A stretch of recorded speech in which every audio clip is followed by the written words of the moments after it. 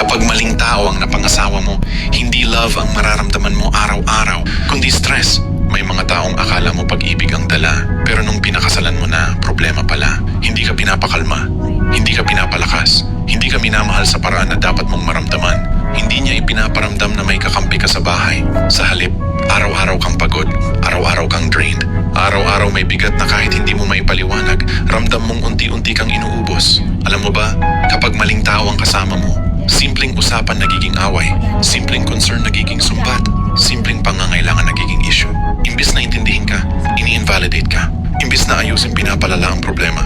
Imbis na respetuhin ka, ipaparamdam sa'yo na ikaw ang mali dahil nasasaktan ka. At ito ang pinaka nakakalungkot. Habang tumatagal, hindi mo namamalayan. Ikaw na ang nag-iiba. Mas madalas ka nang manahimik. Mas madalas ka nang umiiyak mag-isa. Mas madalas ka nang magduda sa sarili mong halaga. Hindi dahil mahina ka, kundi dahil may taong araw-araw kang hindi nakikitaan ng halaga. Kaya tandaan mo to, ang asawa hindi dapat dagdag bigat sa dibdib mo. Hindi dapat dagdag gulo sa isip mo.